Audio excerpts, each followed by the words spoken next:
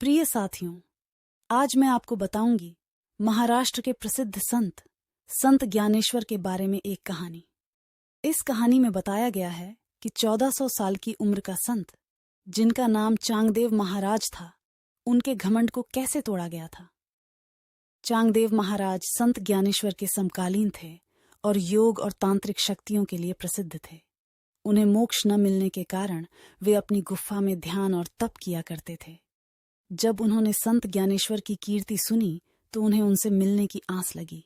पर 1400 साल की उम्र का संत एक बालक को कैसे मिलने जाए, ये सोचकर उन्हें अहंकार हुआ।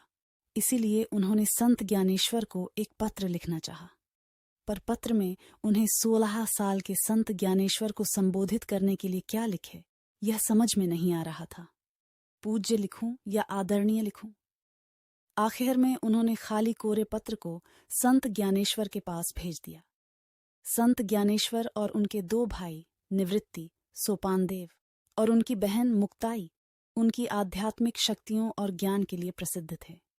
जब वह पत्र बहन मुक्ताई ने देखा तो उन्होंने उसका उत्तर देते हुए लिखा कि 1400 साल के बाद भी आप इस पत्र के भांति कोरे के कोरे ही हैं। चांगदेव महाराज को मुक्ताई ने लिखा हुआ जवाब समझ में नहीं आया।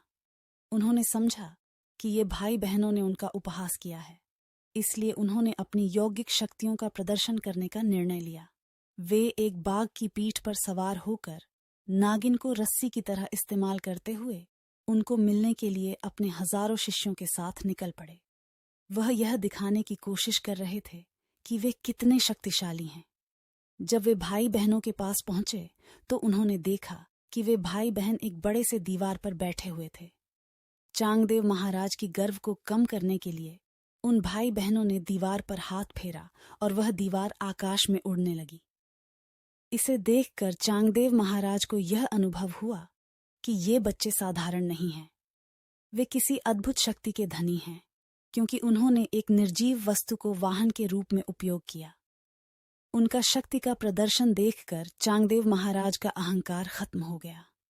उन्होंने भाई बहनों के चरण छुए और उनके शिष्य बनने का निर्णय लिया।